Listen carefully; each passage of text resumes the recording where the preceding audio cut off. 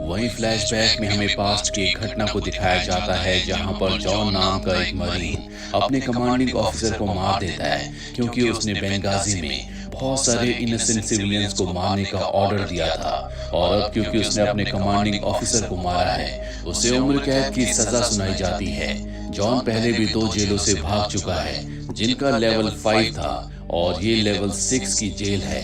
यहाँ से भागना लगभग पूरी तरह से नामुमकिन है।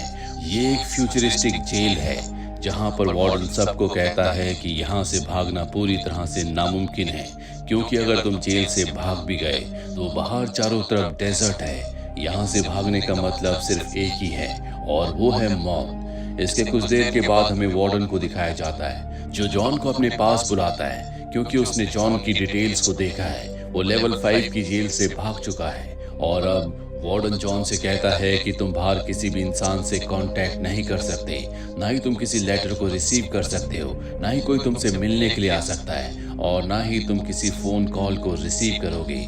इससे जॉन को बहुत गुस्सा आता है पर वो इस वक्त कुछ नहीं कर सकता। उसे एक सेल में डाल दिया जाता है जहाँ पर उसका एक फेलो प्रिजनर होता है जो जॉन को बताता है कि शायद हमें यहाँ से एब्सलॉम भेजा जाएगा, जो कि एक बहुत ही खतरनाक आइलैंड है। दुनिया के सबसे खतरनाक कैदियों को वहां पर भेजा जाता है। वहां से जिंदा निकलना लगभग पूरी तरह से नामुमकिन है। जॉन को प्रिजनर कुछ खाने के लिए देता है। रात को जब जॉन की आंख खुलती है तो वो देखता है कि उसका जो साथी प्रिजनर था वो सेल में नहीं है। इसके बाद जॉन को भी वहां से उठाकर एक दूसरी जगह ले जाया जाता है जो कि टॉर्चर रूम है।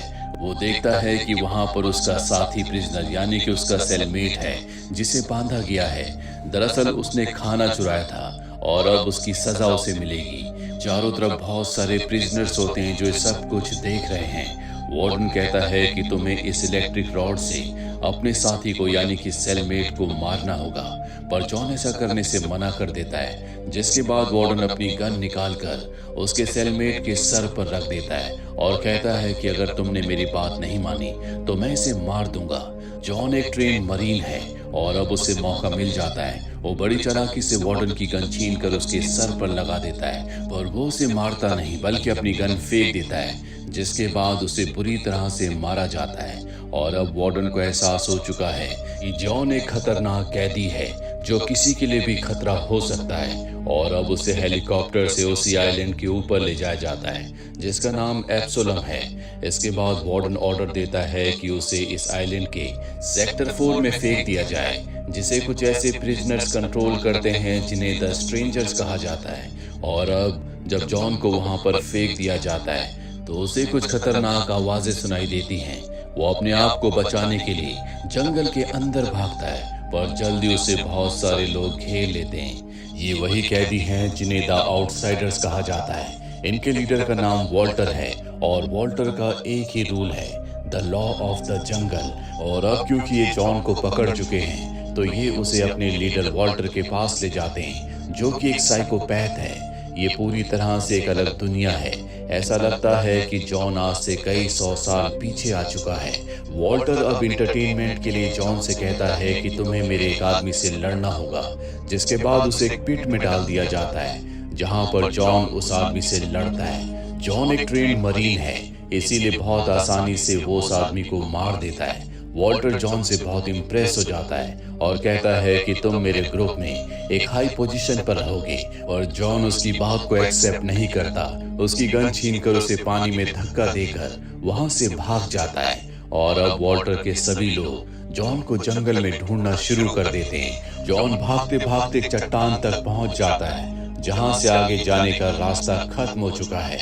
और अब उसके सामने बहुत सारे वॉल्टर के लोग हैं जो ब्लोगन से जॉन की गर्दन पर वार करते हैं, जिससे वो उस चट्टान से नीचे नदी में गिर जाता है। और अब नीचे नदी में बहुत सारे दूसरे लोग हैं जिन्हें द इनसाइडर्स कहा जाता है। और इनका जो लीडर है वो एक टर्मिनली इल डॉक्टर है जिसे यहाँ पर सब फादर कहते हैं। इनसाइडर्स अब जॉन को पकड़कर फादर के पास ले जाते हैं। जॉन को जब कुछ देर के बाद होश आता है तो बाहर आकर देखता है कि ये जगह पहली जगह से पूरी तरह से अलग है। फादर ने इस जगह को बहुत हद तक डेवलप कर लिया है।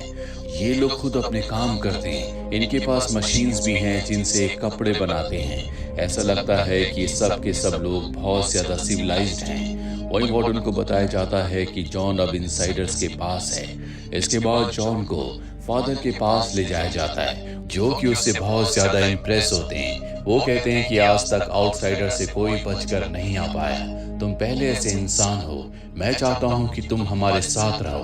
पर जॉन मना कर देता है। वो कहता है कि मैं किसी भी कीमत पर इस आइलैंड से निकलना चाहता हूँ। इसके बाद जॉन को यहाँ का जो इंजीनियर होता है उसके पास भेजा जाता है, जो उस गन को जो जॉन आउटसाइडर्स के लीडर वॉल्टर से छीन कर लाया था उसे ठीक कर रहा होता है। जॉन चंद ही पलों में उसे ठीक कर देता है। इसके बाद जॉन को बताया जाता है कि यहाँ से मेनलैंड 200 मील दूर है, वहां तक पहुंचना नामुमकिन है क्योंकि चारों तरफ कैमरास लगे हुए हैं। अगर तुम भागने की कोशिश करोगे तो तुम्हें जल्दी पकड़ लिया जाएगा, और वैसे भी बाहर आउटसाइडर्स हैं जिनकी तादाद 600 है और हम मात्र 98। पर जॉन को इस बात से कोई फर्क नहीं पड़ता, वो किसी भी कीमत पर आइलैंड से निकलना चाहता है। और जब जॉन जा रहा होता है तभी केसी नाम का एक लड़का उसके पीछे पीछे आता है। केसी के ऊपर 2 मर्डर्स के चार्जेस थे। दरअसल उसने किसी को किडनैप किया था और गलती से उनकी मृत्यु हो गई थी, और अब केसी जिसे उम्र कैद की सजा सुनाई गई है वो भी यहाँ से निकलना चाहता है। और जॉन केसी से कहता है कि तुम मेरा पीछा करना बंद करो, जिसके बाद वो समंदर के किनारे जाता है, जहाँ समंदर में वो लकड़ी के एक बक्से को फेंकता है। लहरें चंदी पलों में उसे चकनाचूर कर देती है, जिसका मतलब ये है कि यहाँ की लहरें बहुत ही खतरनाक है। वहाँ पर केसी आ जाता है, जो उसे आइलैंड के बारे में बहुत सारी बातें बताता है, क्योंकि वो यहाँ पर बहुत वक्त से है, और अब इन दोनों की दोस्ती हो जाती है।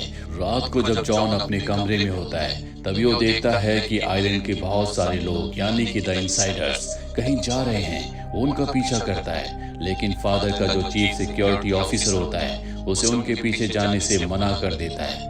अगली सुबह जॉन जब केसी के साथ होता है तभी वो आइलैंड के ऊपर से एक हेलीकॉप्टर को जाते हुए देखता है। केसी बताता है कि इसमें खाने पीने की सप्लाई है, जो आइलैंड के उस हिस्से में ड्रॉप की जाती है जहां पर आउटसाइडर्स रहते हैं। और अब केसी उसे एक और दूसरे आदमी से मिलाता है जो कि अल्कोहल मेकर होता है, और तभी बेल बजती है, जिसके बाद सब के सब बाहर जाते हैं, जहां पर फादर एक गार्ड को सजा सुनाते हैं क्योंकि वो सो गया था। उसे अब इस ग्रुप से निकाल दिया जाता है, यानी कि उसे इनसाइडर्स के ग्रुप को छोड़कर जंगल में जाना होगा जहां पर आउटसाइडर्स हैं। दूसरी तरफ हमें आउटसाइडर्स के लीडर वॉल्टर को दिखाया जाता है, जिसे आज खाने की सप्लाई मिली है। उसके लोग कहते हैं कि हमें भी वो सप्लाई चाहिए। वो कहता है कि जल्दी सबको मिल जाएगी। उसके अत्याचार से यहाँ पर लोग परेशान हैं। एक कैदी कहता है कि हमारा नया लीडर जॉन होना चाहिए क्योंकि उसने तुम्हें हरा दिया था। इस बात को वॉल्टर बर्दाश्त नहीं कर पाता और उस कैदी को मार देता है और फैसला करता है कि वो इनसाइडर्स के ऊपर हमला करेगा।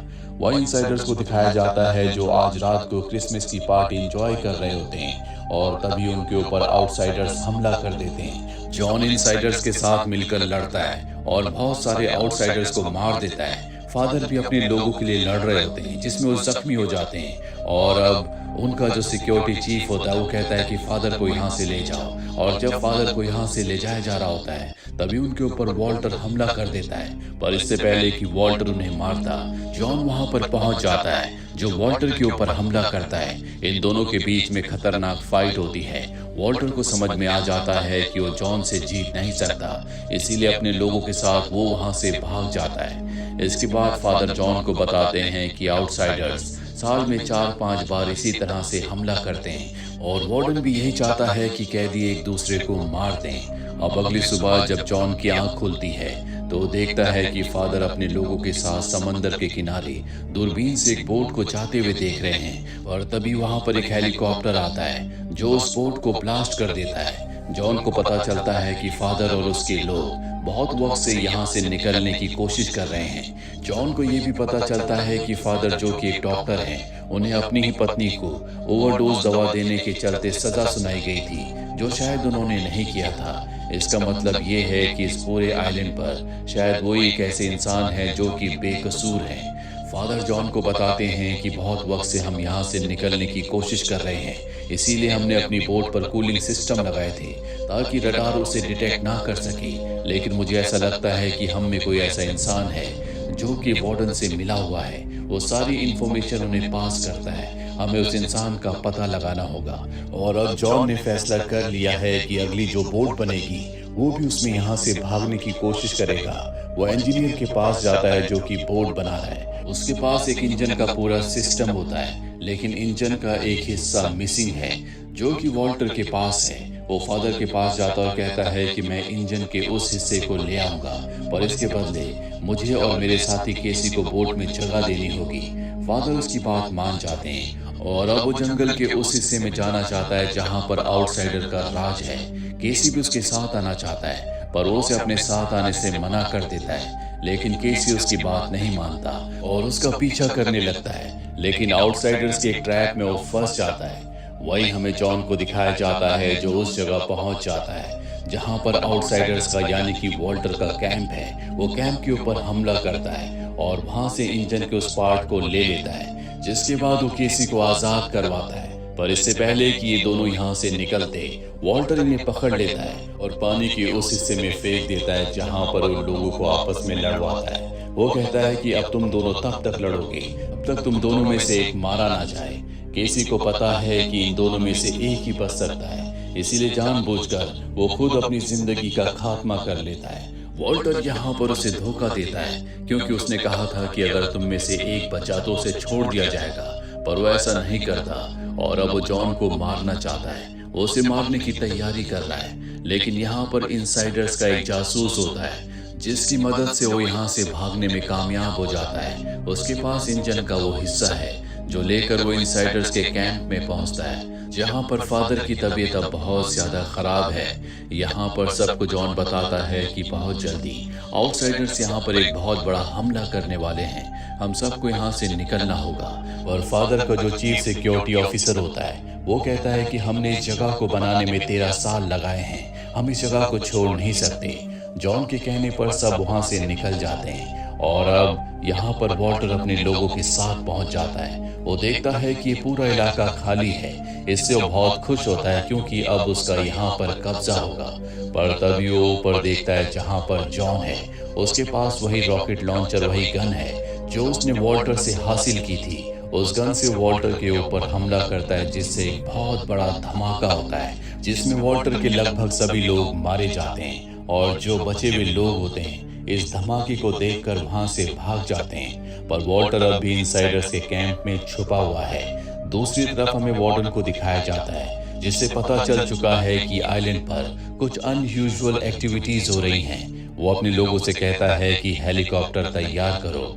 वही हमें आइलैंड पर दिखाया जाता है जहां पर फादर जो बहुत ज्यादा बीमार हैं, वो इस बात से खुश हैं कि बहुत सारे आउटसाइडर्स मारे गए जो असल में क्रिमिनल माइंड थे। लेकिन अब भी यहाँ पर वॉल्टर छुपा हुआ होता है जो जॉन के ऊपर हमला कर देता है। जॉन को बचाने के चलते फादर की मृत्यु हो जाती है और अब जॉन गुस्से में वॉल्टर को ऊपर से नीचे फेंक देता है जिससे वॉल्टर भी मारा जाता है। तभी उसे समंदर के किनारे से धुआं उठता हुआ दिखता है और जब वो समंदर के किनारे जाता है तो देखता है कि वहां पर जो नई बोट बनाई गई थी जिसमें इंजन भी फिट था वो किसी ने जला दी है। साथ ही इंजीनियर को किसी ने मार दिया है। इंजीनियर के पास एक ब्रेसलेट मिलता है जो और किसी का नहीं बल्कि फादर के हेल्पर का था जिसका नाम किंग है। वो समझ जाता है कि वही वार्डन का आदमी है जो वार्डन को सारी इंफॉर्मेशन देता है और अब ये किंग के पास पहुंच जाते हैं, उसे टॉर्चर करते हैं। उसके पास एक फोन भी होता है जिससे वो हमेशा वार्डन से बात करता है और अब वो वार्डन को बताता है कि जंगल के किस हिस्से में उसे हेलीकॉप्टर से लैंड करना है। दरअसल वार्डन अब इसी आइलैंड की तरफ आ रहा होता है जो जल्दी उस जगह पर पहुंच जाता है जिस जगह के बारे में उसके जासूस किंग ने उसे बताया था। वो अपने हेलीकॉप्टर को वहां पर लैंड करता है। जॉन अपने साथियों के साथ यहाँ पर छुपा हुआ था जो कि एक एक करके वार्डन के सभी लोगों को मार देता है। साथ ही वार्डन को वो हेलीकॉप्टर से नीचे फेंक देता है जहां पर उसका जासूस किंग है और अब जॉन अपने साथियों के साथ हेलीकॉप्टर से इस आइलैंड से भाग जाता है। वहीं जंगल में अब वार्डन और उसका जासूस है जिन्हें आउटसाइडर्स ने घेर लिया है। इसका मतलब ये है कि उनका हश्र बहुत बुरा होने वाला है। इसी के साथ ये फिल्म, ये कहानी यहीं पर खत्म हो जाती है। उम्मीद करते हैं कि ये कहानी आपको पसंद आई होगी। ट्रेडिंग करते वक्त हर एक मूव बहुत इंपॉर्टेंट होता है। क्योंकि मार्केट कब वॉलेटाइल हो जाए इसकी कोई गारंटी नहीं। बिना वॉलेटिलिटी की अंडरस्टैंडिंग के या क्रूशियल डेटा पॉइंट्स जैसे एफडीडीआईआई के बिना ट्रेड करना मतलब एक सॉलिड रिस्क लेना। इसलिए अपस्टॉक्स पर है advance option chain with 10 plus data points, readymade option strategies और मार्केट डेटा की real time visibility with TBT engine, ताकि आपका हर trading move accurate or calculated हो। Download Upstocks and get access to these advanced tools now. Investment in securities market are subject to market risks. Read all the related documents carefully before investing.